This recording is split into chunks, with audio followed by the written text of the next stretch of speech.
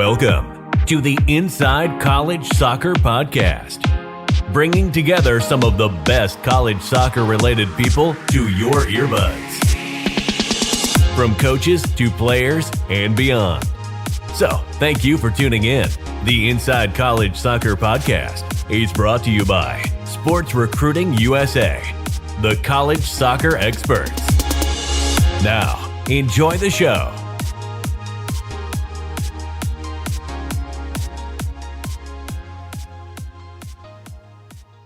Hey everybody, this is Don Williams, Sports Recruiting USA, and we're here with another edition of Inside College Soccer. I'm really excited about this one. This is a guy that I just started following on Twitter. He started following me, and we just kind of found that our philosophies aligned. He was coaching at Dartmouth at the time, and now he's stepped away, and now he's working with us, and I'm thrilled to have on board with Sports Recruiting USA and to introduce to you all Stewart Flaherty. Hey, Stu, how you doing, man? I'm good. Thanks for having me, Don. Good. Where are you at right now? I know I'm over in California. You're over on the other side of the country. I am coaching in Michigan with a adult professional team, the Michigan Stars. We're about 40 minutes north of Detroit, which is the question you get asked when you live in Michigan, how far from Detroit? And I live in Clinton Township, and the team plays our games in Romeo and has our home facility in Washington.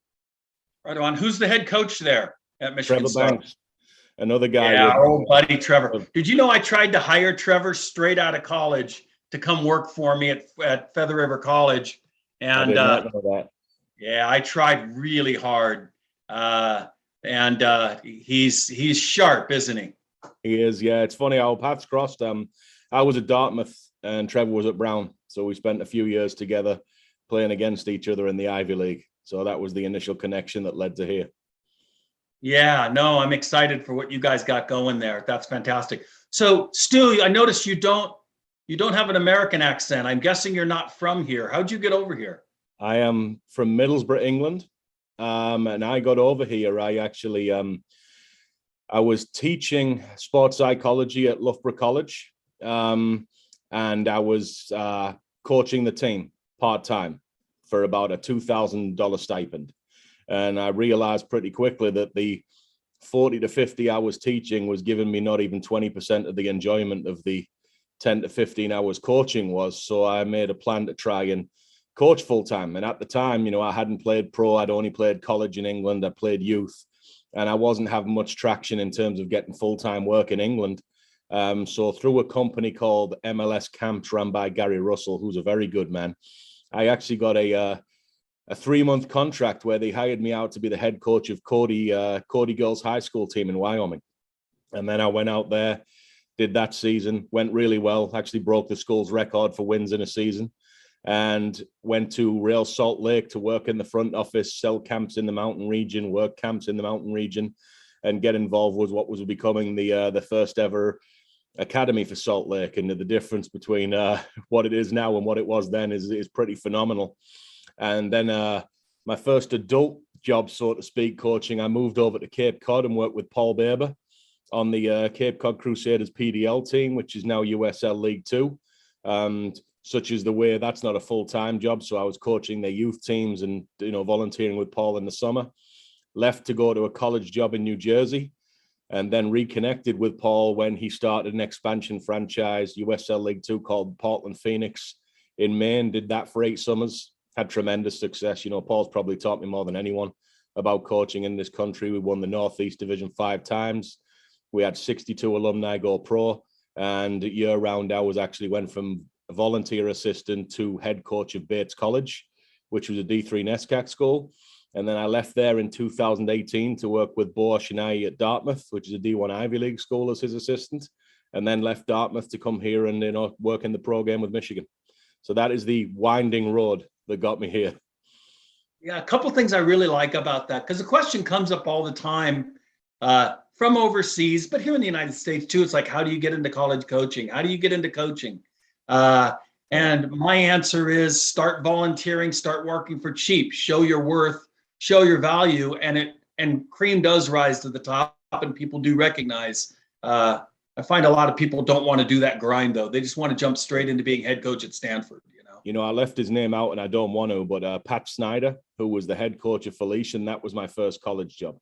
I used to do youth coaching while I was in New Jersey, and I used to drive 2-3 times a week to coach the goalkeepers with Felician College, which was it's funny because I've seen D1 elite academics in Dartmouth, and Felician was the other side of academics, and that was D2. And then I've also seen D3 with Bates. So I've seen all divisions of the college game.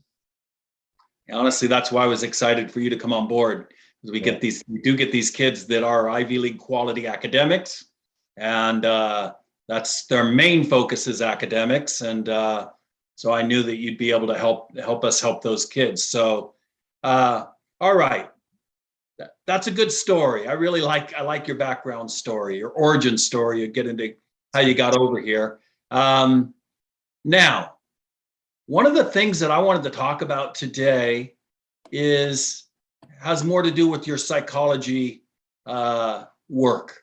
And these are the things that I noticed. So I was in college coaching for 22 years, and I coached at 4 different levels, and it never mattered the level. There are certain things, Stu, that I found that every player had in common when they came into college.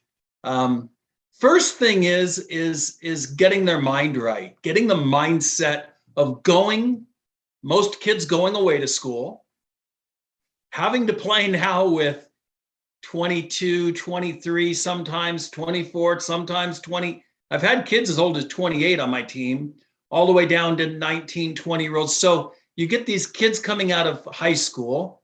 They've always played with their age group, virtually always.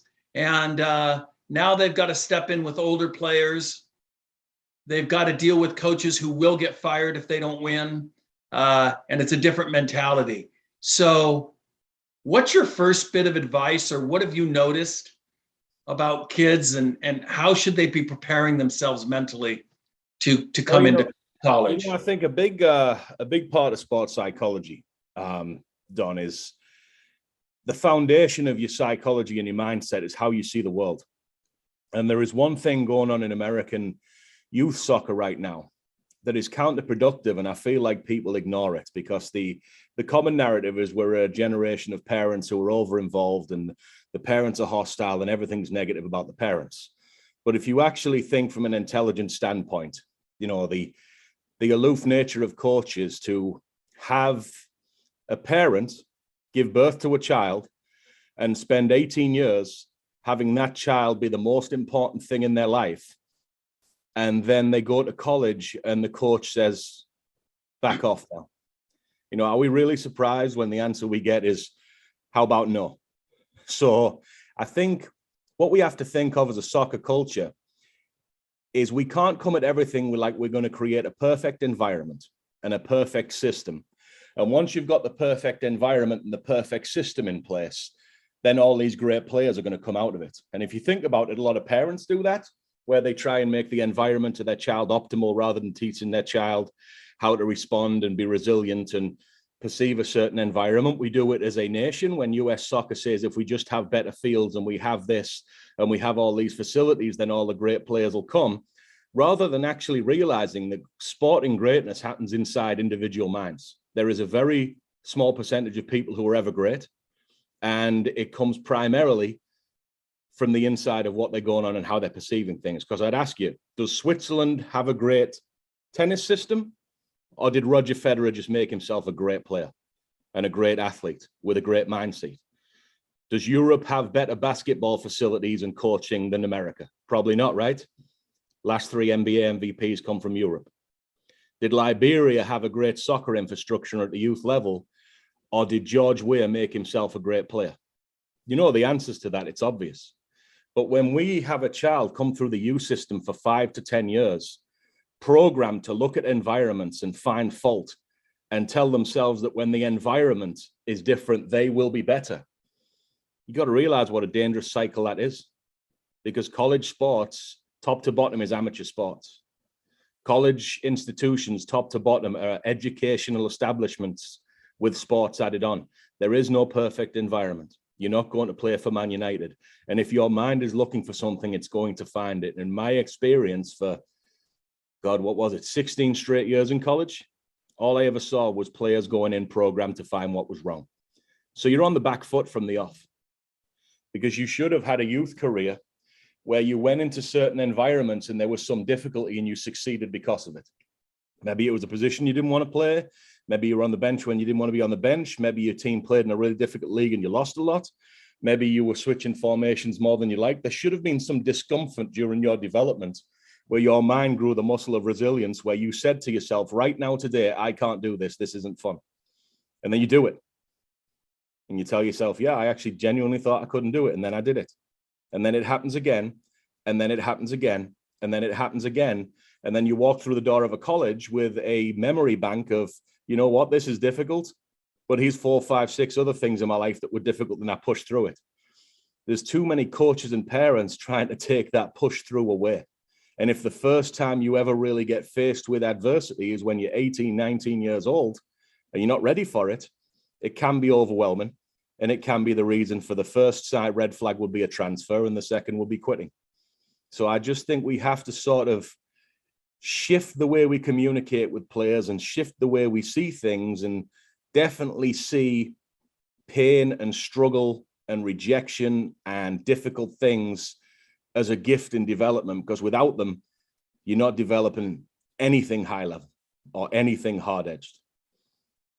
There's probably two main types of people that will listen to this. One is going to be players. Mm-hmm. The other one's going to be their parents.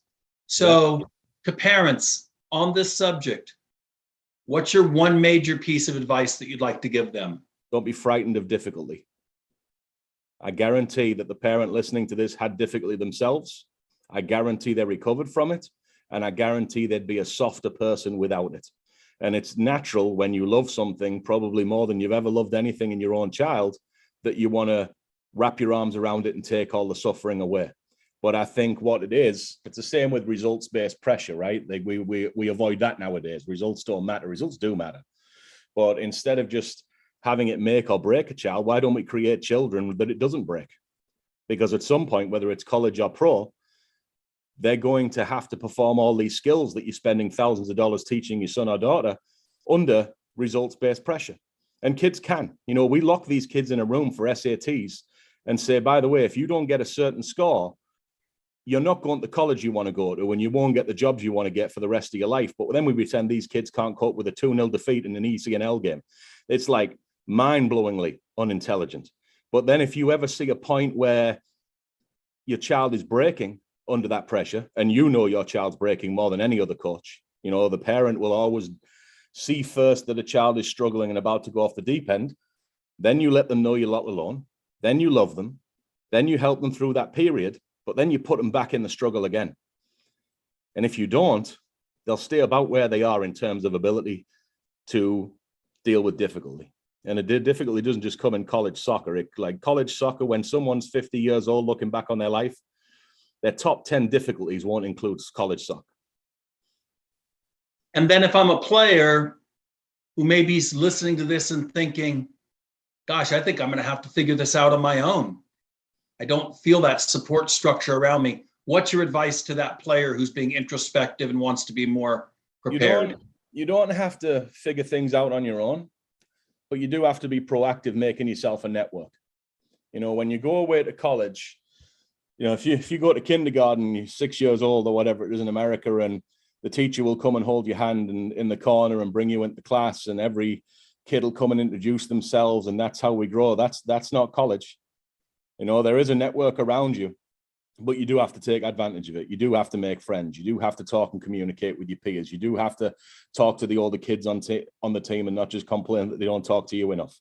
You have to interact with your coaches. You know, you almost every D1, 2, or 3, you know, athletic department nowadays will have some kind of sports psychologist, mental support. But yes, you have to go and find it. You know, Dartmouth is a well-resourced program, but they have about 3 psychologists on staff, if you don't include me. And they had 31 teams that they were responsible for, over 1,000 athletes. So, you know, it's there, But I think a lot of problems where I see kids really struggle in their first year is it's at least half self-inflicted, where you isolate yourself, you're stressed out, you're anxious, you don't talk to your friends, you don't go eat in the common home, you eat in your room alone. You don't let your coaches know what's going on because you want to figure everything out yourself. You got a bunch of resources. I even see kids coming injured and not lie to the trainer and say they're fine. So it's like, it's really an age where you need to communicate, because this is somewhat of a segue, but this is what's reasonable to expect from a college coach, because I've ran the Eramis psychology consultancy for 10 years, and there is layers of psychology. If I'm working with a player individually, I can have a really deep relationship with that player, and I can know exactly what's going on, and they're not worried about me knowing things that make them feel weak, and we can share our values on a core level and our beliefs and go back and forth and meet in the middle. You can't do that as a college coach, and it's completely unreasonable for players and parents to expect that, because if I've got Don and Kenny on the team and I do what I've just explained with Don, if Kenny doesn't like that, now I change it. So now Don's unhappy because I've changed, because Kenny wants it now. And then meanwhile, there's another kid in the corner, Jeff, he's unhappy that Don and Kenny are getting more attention than him. So now I give him attention while 25 people watch and wonder why I've already got favorites and we've been in there 3 days. So it's just a spiral that coaches, whether they realize they're doing it or not, you have to manage. And when it comes to group structure, it's not about connecting with every player as deeply as you can. It's not feasible. Group structure is about standards and values and rules, and players being able to walk through the door of the locker room and feel like they're valued and feel like they know how to succeed and feel like they know the rules to get from where they are to where they want to go. And those rules aren't more favorable for another player than they are for them. Because as a species, when we're in groups and we feel like we are not treated fairly, we don't react well. I'm not going to go political, but that's painfully obvious in today's world. And it also happens in every college soccer locker room. So the coach is never worried about you per se, more than providing an environment for you to thrive. But then you have to do the work to do it. Yeah, good point. Really, really good point. I have a feeling this might turn into a part 2, Stu. There's so much knowledge here that you're unwrapping. All right. So I'm going to give you my second observation. Some players coming in, first of all, every player that's not living at home with their parents and going to college, I've noticed at some point they get homesick. Yeah. Some players, I've had players literally not be able to get out of the parking lot without their parents, crying in the parking lot saying, I can't do this. Then I've had other players, it hits them a weekend or 3 days in or a month in. Some players, it doesn't hit till month 2 or 3. Everybody's a little different, but I guarantee in their heart, every player gets homesick. Not every player does it hit the same. Some players, I never really knew about it, but I know they got homesick because they're human beings, right? And they're going into this strange new environment. So as a sports psychologist and as a college coach, having seen this for yourself, what's your advice on dealing with homesickness? Well, let's first start with the guidance part, because I think there is between the ages of 14 and 19, and I'm not trying to patronize any young kids listening to this, but there is a bridge between who you want to be and who you are. There is a bridge emotionally and mentally between what you want to be capable of and what you actually are. And this is where, again, the parents shouldn't be taking a back seat. They should be taking a front seat here, is your child. How do they respond when you leave them at home for a week and you go on vacation? Are they clingy when you get back? How do they respond when they have to work on their own and you're not there and they have to do all that by themselves? Are they calling you every 2 hours with an issue, or are they able to do it? How do they respond in big groups of people? How did they respond when they went away on a school trip, last year or the year before? And if they didn't respond well, you need to really think about how far away you want the college experience to be, because there is a big, big difference between being able to drive home on a weekend or on a holiday and a 2,000-mile plane journey from home, where emotionally the kid just feels like home might as well be in Europe. And think about during your college search what you want that to be, because if there is, almost everyone I've worked with, well, actually everyone I've worked with has recovered from homesickness, but it's usually took 6 to 12 months. And 3 months into your college career, your first season's over. So, if you're okay and you want to write off that season for the emotional human growth that brings. Because I can tell you, even at the age of my early 20s, moving to America by myself, that actually put my life on fast forward in terms of me to being able to cope and manage completely by myself. Or if you really need them to be ready right away, maybe it's not a good idea from send them to Boston from California. And then when you get there, like I said, it's probably the first time in your life, there's a real feeling of independence among high school kids. There is. And I was the same and you were the same, Don. So I'm not one of these who are like, oh, these kids, we were exactly the same. But it is somewhat of a facade. You've got paid professionals around you left and right trying to help you succeed. You got teachers teaching you so you succeed in your tests.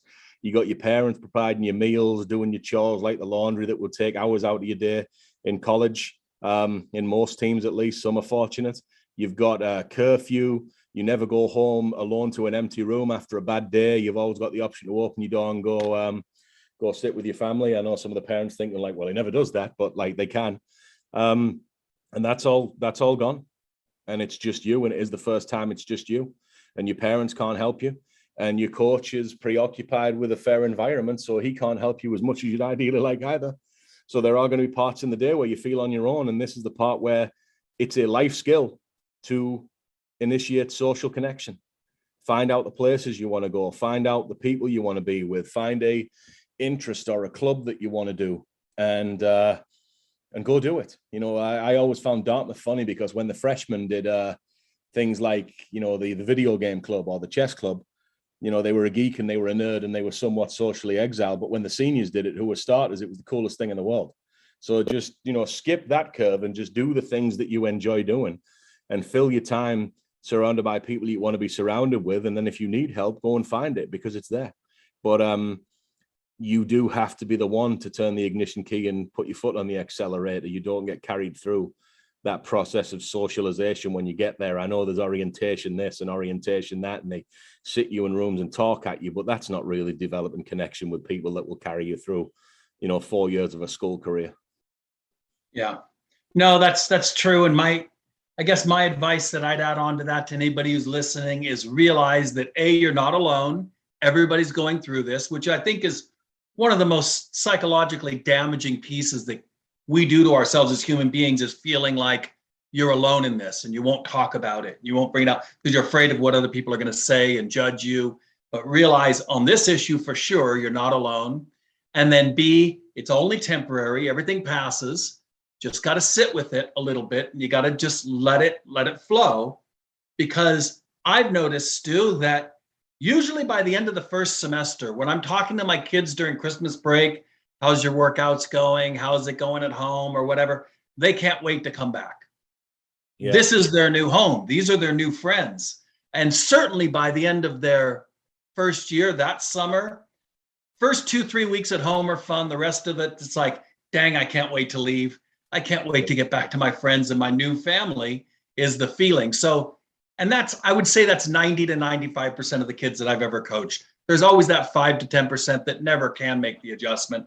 It's okay. It's okay. They just weren't ready. Yeah. There's somewhat of a cycle of life at play, because when you graduate and you go home, it's the same physical place, but that emotional feeling you had when you were a kid, that's gone. It's gone. Those adults are paying that attention they paid to you, to the younger generation. Your friends who had nothing to do like you did other than hang around, they're doing different things in their life, and it will never be quite the same, but you'll have built up your mindset that you don't need it to be the same. You don't need that to succeed. Which is why I almost always tell kids that, they think that their high school friends are going to stay with them for the rest of their life.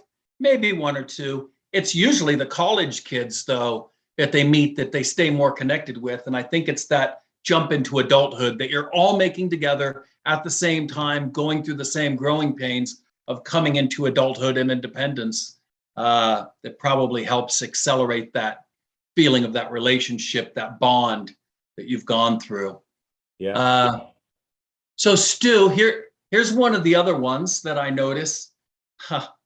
Freshman, a senior, a junior, watch a college coach get on them. I mean, really get on them. And there's almost a smirk to them, like, okay, here goes coach again. I'm listening, coach, but that's just coach. Coach is just doing what coach does, and it's for my best good. I'm okay with it. Where freshmen might have a difficult time, a little more time dealing with that harsh criticism of being in, it's amateur football, but it's also senior level football. It's very limited amount of spaces. We're talking 40,000 or so available roster spots in the entire country. And you're talking about 1 million kids around the world vying for one of those spots. It becomes very competitive. And not every school, but most schools, your job's on the line. If you go 0 wins for 5 years in a row, you're probably getting replaced. Mm-hmm. So, last 5 years or less. So it becomes a pressure cooker on that coach, especially when things don't go well. And we have to remember that I think the statistics, somewhere around 60% of the teams in this country in college soccer are sub 500. They're losing more games than they're winning. So we're talking about possibly 60% of the coaches are under pressure, always. And look, you don't want to tell your wife, hey, by the way, pack the house up. We got to move. Hey, kids, you got to leave all your friends. We're pulling you out of school. We got to move because I lost my job. So the pressure naturally flows. And this is probably another episode that you and I could do, is addressing college coaches directly to try to help them deal with this pressure. But in the meantime, it comes out. It comes out in our coaching. It comes out to our kids. We don't mean any harm. We're trying to help everybody at the same time. So now how can freshmen especially, but players in general, what's your advice to them with dealing with that pressure cooker? I have to give 2 answers here, Don. Yes. Because as a coach, your connection and relationship with your players will dictate how you are allowed to coach them. And if what you mean is, if the response is I'm allowed to coach kids whoever I want, that's part of the problem with a lot of coaches.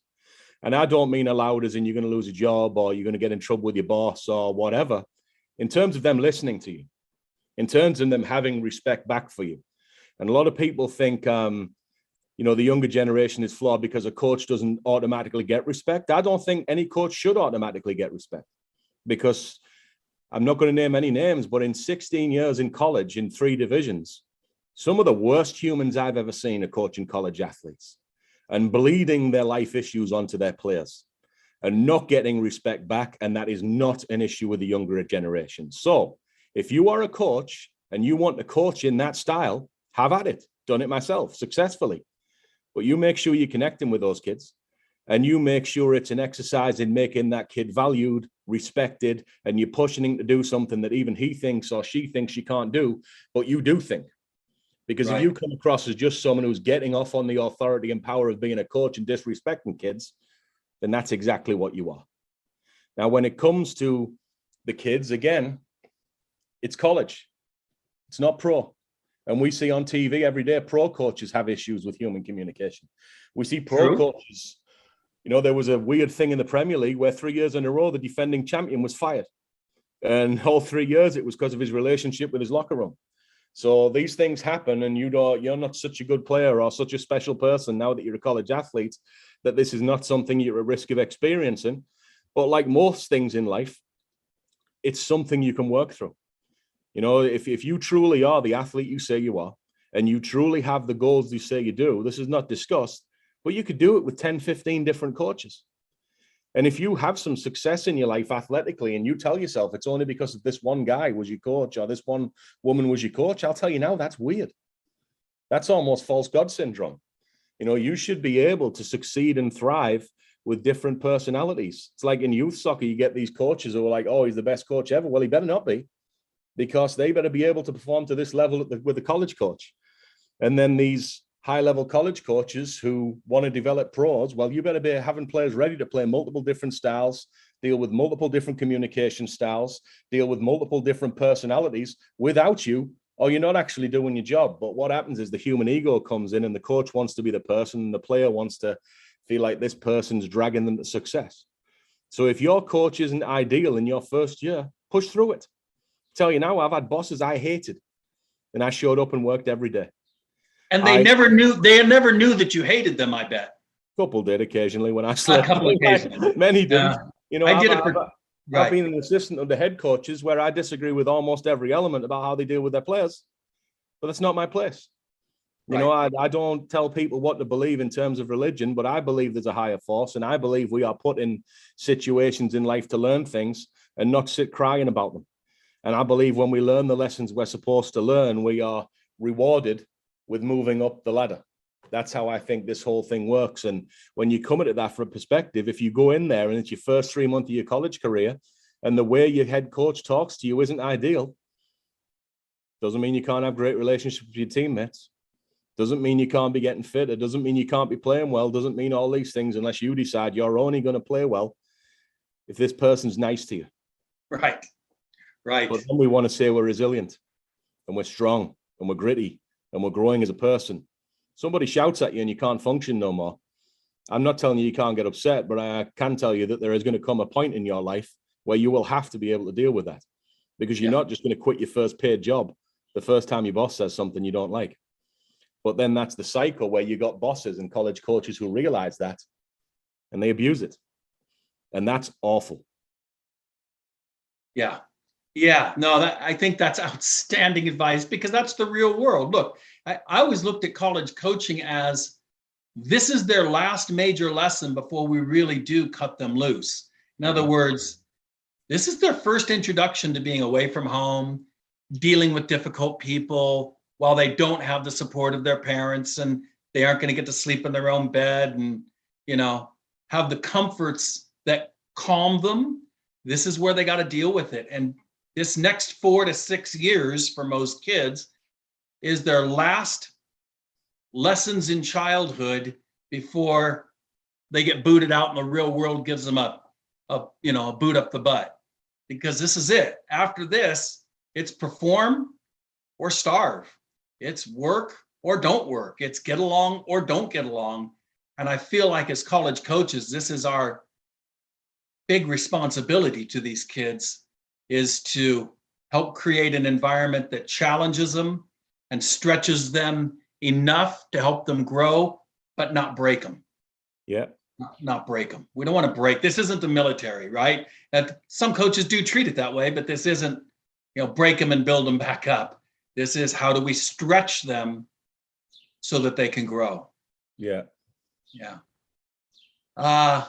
Okay. So we get into this next piece, and almost every prospect that I talk about bringing into the company to represent them, almost every kid that I ever talked to as a college coach, here's a common statement that I hear. I'm willing to start at the bottom and work my way up. I'm willing to redshirt as a freshman. I'm willing to understand that I'm the 28th man on a roster and it might take me a couple of years to get in. I'm willing to, basically not play, be an apprentice, pay my dues and work up if I can get into my dream school. So if I can get to Dartmouth, I'm willing to do that. If I can get to Stanford, I'm willing to do that. If I can get to Akron or Indiana or whatever a kid's dream school is, I'm willing to do that. Then they go in, they get their opportunity to perform.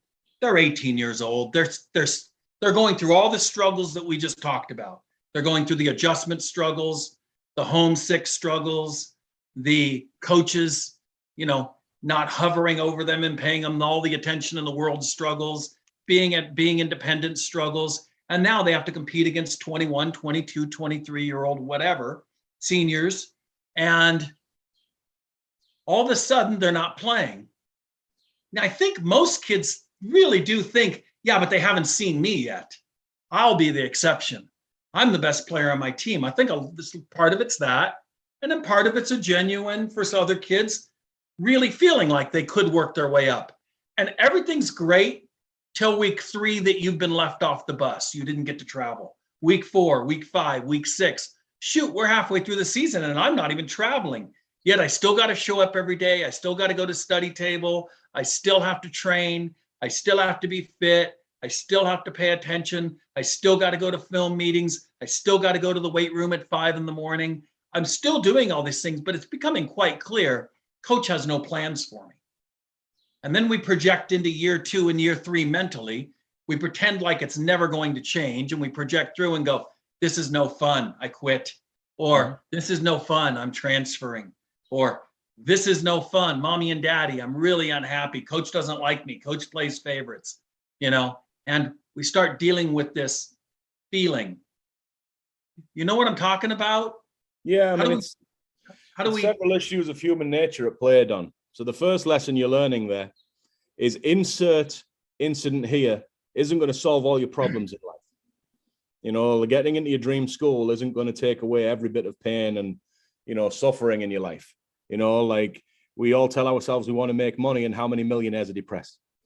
We all want to make it pro, and how many pro players want out of their team that's paying them thousands because they don't want to be there. So like the general attitude of, if this one thing happens, then my life's going to be okay. Stop that, because that's not true, and that's kidding yourself. And I don't not listen to kids when they tell me what you just said, everything will be great if I just get there, because I've done it myself. And everyone I know has done it, where you think this one thing's going to happen, you're going to be happy for the rest of your life. True. It's not the case. It's not the case. We need things every day of our life. We need to feel respected. We need to see value. We need to see growth. We need to see the path between where we are and where we want to go, even if it's far away. And you've got to get over a couple of common mistakes humans make. And one is lying to yourself. And what that is, if you're a freshman, you're on the bench and you think it's because a 30 to 50-year-old adult who's in the profession of helping kids succeed wants you to suffer, you're lying. You're being dishonest. And then when you present that to your parents, in whether you realize it or not, an attempt to rile them up and get them on your side and get them to come and defend you. And this is what I was referring to at the start of the interview. Maybe that's been the pattern all along, that here's some difficulty. I need to learn how to succeed, find some applied behaviors and grind at it, or I could just pick the phone up and have this solved for me. There's the danger of parenting in that style. And you need to be honest. And there is a reason you're not playing. And whether you like it or not is not the issue. There is a reason. And you need to find that reason. And I got taught something very interesting. I'm not Mormon, but I lived in Utah. And I spent a lot of time with a very religious Mormon guy. And he said if he could sum up his approach, he believed that he opened his eyes every morning and his brain painted a picture of the world how he wanted to be. And God gave him something back. And it wasn't to pray for it to be different. It was to identify behaviors to make it how you want it to be. And then it's an exercise in showing and applying them for long enough that the world looks how you want it to look. And then guess what? You'll want something else, because one issue, getting in the team, doesn't solve everything. And he's something where I know that's a fact. In all my career, Don, and I'm sure this is the same for you, the guys that cried the most about playing time actually weren't the ones on the bench. They were the ones only playing 10 to 15 minutes, only getting into 5 to 10 games, and their friends are not playing at all. And they didn't care that they were getting more than other people. They just cared and cried that they didn't get what they wanted. So it's not a playing time issue. It's a perspective, and it's a humility, and it's an issue of ego. So the first thing is to develop a plan to get better as a player, because if you were better, you would be playing. What it is for you, I don't know what it is. I've never seen you play, but thank you for listening. And apply that behavior. Then you got to have some patience, and it's an ego thing. I get it. You're on a college campus, you're on the soccer team, people think that's cool, and then your own friends. Why aren't you playing? It hurts, it stings. Your parents, why aren't you playing? Everyone trying to help, why aren't you playing? You should be playing. People Google your roster and look at your stats, and you're not getting games. But the fact is, that is what it is. That's the hand that you've been dealt, and you now make the decision whether to endlessly cry about it or to apply behaviors to get better as a player, because there's probably a point in your life where it's been pointed out to you for the first time in years, you're actually not the level you thought you were, and here's how to get there. And that's not exciting. Playing tomorrow is exciting. But you got to think about playing time. I've even heard parents say, well, if he's not going to start the freshman, he's not going to this school. Well, really? Ryan Saylor was a redshirt freshman, so I'm glad you brought him up. Go ahead, tell his story real quick. Ryan Saylor was a redshirt, so he went through a year at Washington knowing he was never going to play. And then the next year as a real freshman, he really didn't play. And then it was, I think, 5 starts. So we got 5 starts in 3 years, by the way. 3 years. 30 minutes in 3 years. 30 minutes of play in 3 years, I think is what he had.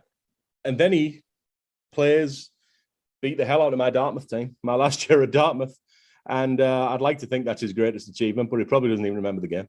And now he's at Inter Miami in the MLS. Now, I would ask you, without those 3 years of being forced to get better and without having the complacency that could come with being a freshman starter, would he be where he is? Would Brett Favre have been as great if he started right away? He actually had years on the bench. He went to Atlanta, didn't play. And this builds toughness in people. This builds resilience in people. And this builds the life skill of, I'm not getting what I want, but I'm going to show up anyway. And think of how dangerous this is. Like, if you're listening to this, you want to play soccer. So all these weights, all these practices, all these things that you think are taught you, this is what you want to do. There's going to come a time in your life where you have to wake up every day, whether you're happy or not, and do the things that you're told to do. And if you haven't developed this resilience and skill and consistency and discipline while you're doing what is your passion, I would say that would hold you back throughout the rest of your life. That's what I would say. Yes, man, I love that. I really do. I think that's just super practical too. I mean, as we keep on saying, this is life. This is, college, playing sports in general. There's a saying that, sports builds character. And I've seen the other saying that says, no, it doesn't build character, it reveals it. Yeah. The pressure cooker that can I add one thing for the parents? Please, yes. If you are inclined to talk to a coach in the parking lot or call them, long term, you've put your child in the hands of someone to be a mentor and to teach them how to have a backbone and to teach them how to perform under pressure. And if you have actually sent them to someone who doesn't think your child is the best option, but will cave in after you talk to them about it, you actually don't want your kid to play for that weak soul with a complete lack of backbone, a complete lack of vision, and a complete disregard for someone else's child who is now getting benched because their parents didn't cry. You don't want that. That's an awful coach, awful leader, and will be an awful team. Yeah, I like that. Well, brother, we've covered so much, and there people that are listening to this, you may have to listen back to this 2 or 3 times, because Stu has just given us a little bit of a guidebook towards preparing mentally to go into college, how to deal with adversity, how to deal with difficult coaches that you may or may not get along with, and how to deal with not playing right away, having to fight through that. Stu, is there anything else that you've noticed that freshmen really struggle with that you'd like to leave us with, like one more piece of parting advice? It's just patience, success in life. If you look at the rich people, the successful people, there's very much a mental skill to be able to day to day perform actions and see things a certain way that will bring you long-term success, as opposed to reaching and grabbing with anxiety the things that will just make you feel better now. And sports is a great way to train that part of your mind. I think that's a great word of parting wisdom. I really do. So everybody, Stu, a couple things, man. Let's leave it with this. How do people get a hold of you? First of all, what are you doing with SRUSA? What is your role as you see it? And how do people get a hold of you if they want to talk to you? My role on SRUSA is, obviously, I'm a college placement agent. I would like to ideally fill 30 players. I think that is so where I can give the appropriate level of time and attention in terms of calling college coaches, calling families. I give free sports psych sessions to the players that sign up with me. I do a video analysis just like we do with the pro team here, where I watch the game. So I'm going to cap it at 30, which we're nowhere near at yet. And it's really just to take young players and get them into the college that is the right fit for them, but also have them mentally ready to succeed when they get there. That's a big part. And a lot of people are like, you shouldn't be working in freshmen and sophomores. I will say that if you sign up as a freshman or a senior with me, it's the same price. So there's, we can save the moral outrage. And I just feel I'm able to have a bigger impact on a child the longer I work with them. That's been my experience with youth players as a sports psychologist, been my experience with adults. So the end product will be getting you into the school on a roster, not just into a school as a walk-on. We could do a whole episode on that, but on a roster, and help you be a part of your development as a player when you get there, and obviously during your time there and after. Yeah, what a value. And I think you're the only sports psychologist we have on staff. And if people wonder, I don't know if anybody wonders, but we work with Dan Abrahams. But what we do with Dan is he's got his soccer academy. So it's a great program for our kids. That's free for our clients. But what we're talking about with Stu is different, because we're talking about the opportunity to work with a sports psychologist one-on-one. Yeah. And it's an incredible value. If you know what it takes for a sports psychologist to actually work with the client, it's time intensive. So what he's offering is pretty incredible.